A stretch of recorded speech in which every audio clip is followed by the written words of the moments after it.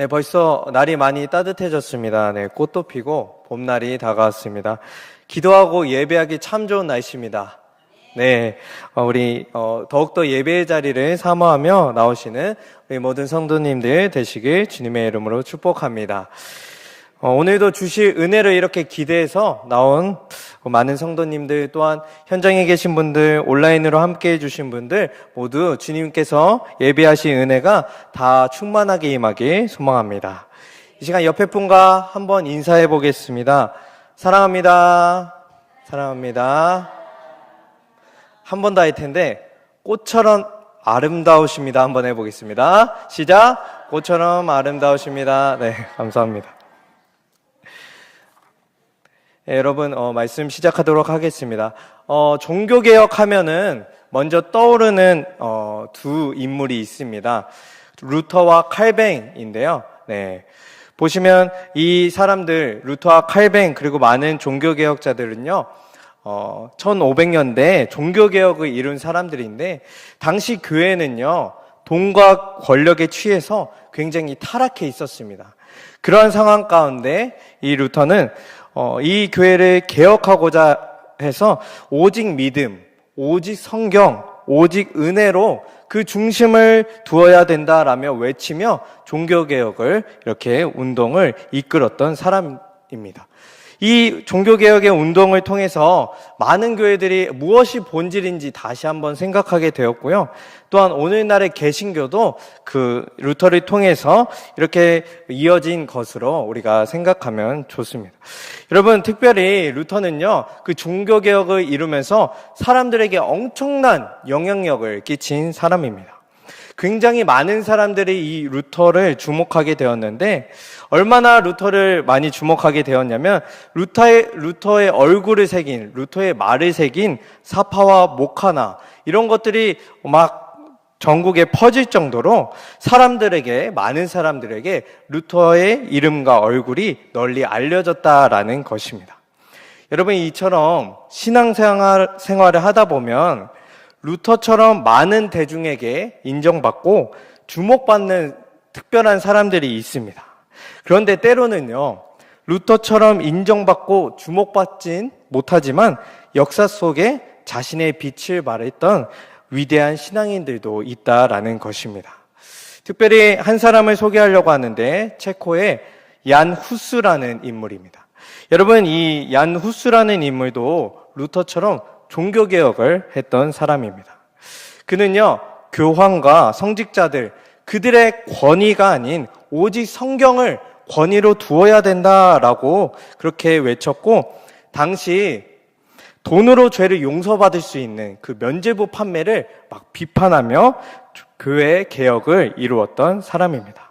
그러나 그는 이렇게 종교개혁을 한 다음에 종교회의에서 체포되게 되었고, 결국 자신의 이러한 믿음 때문에 화형까지 처해지는 그러한 안타까운 끝 마무리를 짓게 되었습니다.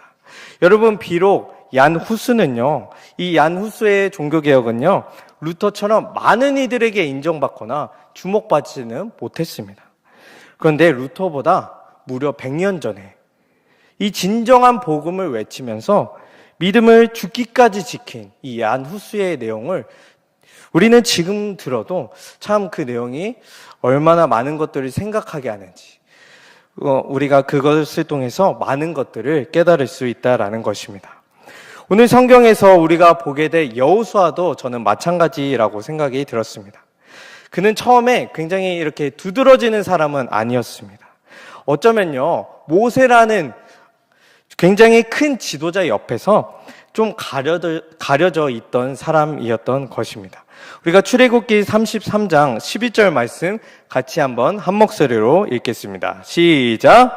사람이 자기의 친구와 이야기함 같이 여호와께서는 모세와 대면하여 말씀하시며, 모세는 진으로 돌아오나 눈의 아들 젊은 수종자 여호수아는 회막을 떠나지 아니하니라. 아멘. 여러분, 이 말씀 구절을 보면 사실은 모세가 하나님과 얼마나 가까운지 아주 잘 표현해주고 있는 말씀 구절입니다. 모세가요, 이 당시 구약의 하나님과 친구처럼 이야기를 했다라는 건데, 얼마나 대단한 신앙을 가졌길래 그럴 수 있다라는 것입니까? 여러분, 이 구절은 누가 봐도 이 구절의 주인공은 누구로 생각할까요? 보통은 모세라고 생각이 들 것입니다. 그런데 저는 이 구절의 하반절을 주목하게 되었습니다. 이 구절의 하반절에 뭐라고 나와 있냐면, 여호수아는 회막을 떠나지 아니하니라 라고 말하고 있습니다. 여러분, 여호수아는요, 사실 큰 지도자 모세에게 조금 가려진 인물이었지만 여호수아 그만의 엄청난 신앙을 가지고 있었다라는 걸 우리가 주목해 볼 수 있습니다. 모세도 진으로 돌아간 그 후에 그 가운데 여호수아는 그 회막을 떠나지 않았습니다. 여러분, 여기서 말하는 회막은 앞선 7절에 모세가 진 밖에 이제 소박하게 이렇게 펼친 천막인데, 우리가 잘 아는 그 엄청 휘황찬란한 성막과는 다른 것입니다.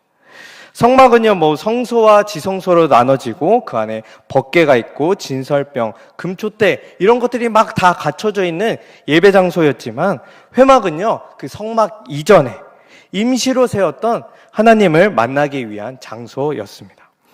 그러니 생각해보면 전혀 의리의리하지 않고 어찌 보면 평범한 텐트와 같았을지 모릅니다. 그런데 여러분, 여호수아는 이 작은 회막을 떠나지 않았습니다. 여러분, 누구를 묵상했을까요? 그 회막에 남아서 누구를 묵상했을까요? 바로 하나님인 줄 믿습니다. 여러분, 여호수아는요, 모세가 들어간 후에도 조용히 회막에 남아 하나님을 묵상하며 하나님을 사모했습니다. 여기에 나온 우리 여러분들도 하나님을 묵상하고자 하는 마음, 사모하는 마음으로 찾아오신 줄 믿습니다. 특별히 이 회막의 용도를 모세는 7절에서 설명하고 있는데, 우리 7절 같이 한번 읽어보겠습니다. 시작. 모세가 항상 장막을 취하여 진 밖에 쳐서 진과 멀리 떠나게 하고 회막이라 이름하니, 여호와를 앙모하는 자는 다 진 바깥 회막으로 나아가며. 아멘. 이 회막의 기능을 뭐라고 설명하고 있죠? 이 회막은 여호와를 앙모하는 자, 그들을 위해서 세워졌다라는 것입니다. 여러분, 우리 일신교회도 여호와를 앙모하는 자를 위해서 세워졌음을 저는 믿습니다. 아멘. 여호수아는요, 이렇게 남몰래 하나님을 앙모하는 자였습니다. 그런데 또 하나의 인물이 떠올랐는데, 우리 다윗도 그랬던 것 같습니다. 다윗도 남몰래 하나님을 앙모하던 사람이었습니다. 처음에 다윗이 아버지와 형들에게 인정을 받지 못했습니다. 그래서 잘 아시듯이 양을 치는 그냥 양치기로 살아갔습니다. 그런데 그때에도 하나님을 찬양하며 하나님을 묵상하며 남몰래 하나님과 깊은 관계를 맺었던 것이었습니다. 여러분, 우리가 기억해야 될 것은 무엇이냐면요, 신앙생활은요, 사람을 의식하는 것이 아니라 하나님을 의식하는 것이 신앙생활인 줄 믿습니다. 하나님과 나 사이의 관계를요, 깊이 있게 세워가는 것, 그것이 신앙생활의 본질인 줄 믿습니다. 여호수아처럼 더욱 하나님을 앙모하며, 특별히 우리 일신교회에서 예배 가운데 하나님과 깊은 교제를 나누는 우리 일신교회 모든 성도님들 되길 소망합니다. 여호수아는 이렇게 하나님과 깊은 관계를 맺었습니다. 그런데 맺었다고 해서 막 사람들이 다 알아주거나 칭송하거나 그러진 않았습니다. 여러분, 그런데 사람들이 알아주지 않아도 우리는 왜 이렇게 지속적으로 여호와를 앙망하고 하나님과 깊은 관계를 맺어야 할까요? 여러분, 그 이유는 무엇이냐면 이 신앙이 위기 가운데 그 진가가 드러나기 때문입니다. 여러분, 민수기 13장을 보면 이스라엘 백성들은 출애굽을 해서 드디어 가나안 땅 바로 앞인 가데스 바네아에 도착합니다. 이제 가나안 땅을 정복하기 전에 모세는 여호수아가 포함된 12명의 정탐꾼을 그 땅에 보냅니다. 총 12명이 가서 그 땅을 면밀하게 살펴보았는데, 다녀온 뒤 10명은 이런 고백을 하게 되는데, 우리 민수기 13장 32절 33절을 같이 한 목소리로 읽겠습니다. 시작. 이스라엘 자손 앞에서 그 정탐한 땅을 악평하여 이르되, 우리가 두루 다니며 정탐한 땅은 그 거주민을 삼키는 땅이요 거기서 본 모든 백성은 신장이 장대한 자들이며 거기서 네피림 후손인 아낙 자손의 거인들을 보았나니 우리는 스스로 보기에도 메뚜기 같으니 그들이 보기에도 그와 같았을 것이니라. 아멘. 여러분, 이 10명의 정탐꾼들의 보고가 어떻게 보면 굉장히 부정적으로 보이는 것 같아도 어쩌면요 굉장히 객관적인 판단일지 모릅니다. 이 풍성한 땅에서 자란 이 가나안 백성들은요 키도 아주 크고 몸짓이 장대하고 누구와 싸워도 이길 만큼 아주 건장한 용사였습니다. 또 그 지역은요 그냥 열린 개척지가 아니라 견고한 성읍으로 이루어져 있는 그런 요새와 같은 곳이었습니다. 싸움에 아주 대비가 잘 돼 있던 곳이라는 것입니다. 여러분, 그에 비해 이스라엘 백성들, 그와 싸워야 할 이스라엘 백성들은 어떻습니까? 이집트 노예 출신이었고요. 광야를 떠돌았고요. 전쟁 경험이 많지 않았고 제대로 된 무기나 군사력이 잘 갖춰져 있지 않은 그런 상황에서 우리가 객관적으로 보면 이스라엘 백성들은 가나안 백성들과 싸움에서 과연 이길 수 있는 승산이 얼마나 될까요? 굉장히 어려운 상황입니다. 이 압도적인 상황 가운데 10명의 정탐꾼들과 그 보고를 들은 이스라엘 백성들은 막 비통하게 되고 절망하게 되고 절규하는 그런 모습이 보여집니다. 여러분, 그런데 특이한 것은 여호수아도 그것을 봤다라는 것입니다. 똑같이 그 상황을 여호수아도 겪었다라는 것입니다. 여호수아가 보기에도요, 실제로 우리 이스라엘 백성들보다 더 강한 저 가나안 백성들을 여호수아도 똑같이 봤습니다. 그들과 군사력을 비교했을 때 엄청나게 차이가 난다라는 거 여호수아도 알았습니다. 그 불가능한 상황을 여호수아도 마주하게 된 것입니다. 그러나 여호수아는 특별히 이렇게 고백을 하는데 민수기 14장 9절입니다. 민수기 14장 9절을 우리 한 목소리로 같이 봉독하겠습니다. 시작! 또 그 땅 백성을 두려워하지 말라. 그들은 우리의 먹이라. 그들의 보호자는 그들에게서 떠났고 여호와는 우리와 함께 하시느니라. 그들을 두려워하지 말라 하나. 아멘. 여러분, 평소 하나님을 앙망했던 사람, 하나님과 깊은 관계를 지속적으로 쌓아왔던 이 여호수아와 같은 사람은 위기 상황에 어떻게 합니까? 그 불가능한 상황 가운데서 믿음을 잃어버리지 않는다라는 것입니다. 여호수아는 하나님이 함께 하시니 실제로도 더 강해 보이는 저 가나안 백성들 앞에서도 우리는 두려워할 것이 없다라고 담대히 말합니다. 심지어는 오히려 그들이 우리의 먹이라고 이렇게 표현합니다. 우리 이신교회 성도님들 모두 지속적으로 여호와를 앙망하고 여호와와 깊은 관계를 맺어서 위기 가운데 이렇게 여호수아처럼 담대한 믿음으로 문제들을 이겨나가시는 우리 모든 성도님들 되게 간절히 소망합니다. 여러분, 모세는 하나님의 부르심을 받은 이후에 아주 충실한 하나님의 종으로 살아갔습니다. 그러나 그러한 모세도 마지막에 무리바 물 사건에서 실수도 하고 좀 흔들리는 모습을 보였습니다. 그렇다면 오늘 과연 이 여호수아의 마지막은 어떤 모습이었을까요? 우리가 아까 읽었던 본문 여호수아 23장은 이 여호수아의 고별 설교가 담겨 있습니다. 이 여호수아의 고별 설교를 통해 그가 자신의 삶을 어떻게 마무리했는지, 어떻게 돌아봤는지 우리가 말씀을 통해 한번 살펴보는 시간을 갖겠습니다. 먼저 여호수아 23장 3절인데 우리 같이 한번 한 목소리로 읽겠습니다. 시작! 너희의 하나님 여호와께서 너희를 위하여 이 모든 나라에 행하신 일을 너희가 다 보았거니와 너희의 하나님 여호와 그는 너희를 위하여 싸우신 이시니라. 아멘. 여러분, 여호수아는 여리고성을 정복을 시작으로 지도를 보여주시면 가나안 땅들을 막 정복해 나갔습니다. 가나안 남부와 북부 그리고 요단 동편과 서편에 이르기까지 지파들에게 다 나눠줄 광범위한 땅을 아주 멋지게 정복했습니다. 얼마나 대단한 업적입니까? 여러분, 이 정도로 업적을 이루었으면 솔직히 동상 하나 세울만 합니다. 그렇죠? 자랑할 만하지 않습니까? 자기 업적을 이렇게 기리기 위한 기념비를 세울 수도 있고, 자기 이름을 주제로 하는 노래도 만들 수 있습니다. 그렇게 여호수아 자신을 나타내도 될 것입니다. 실제로 우리 기드온 아시죠? 기드온은 미디안과의 전쟁 이후에 자신의 승리를 기념하기 위해 에봇을 만들었습니다. 또 이스라엘의 초대왕 사울도 아말렉과의 전투에서 승리한 후에 자기를 위한 기념비를 세워놨습니다. 그런데 여러분, 신기한 게 여호수아는요, 이 모든 전쟁은요, 내가 잘 싸워서 이긴 것이 아닌 여호와 하나님께서 우리를 위해서 싸워주신 거다라며 하나님을 높이고 있습니다. 여러분, 하나님께서 하신 일을 내 영광으로 바꾸지 않는 우리 모두가 되길 간절히 소망합니다. 여호수아는 자기가 잘나서 하나님의 사명을 잘 감당했던 그것이 아니라고 하는 것입니다.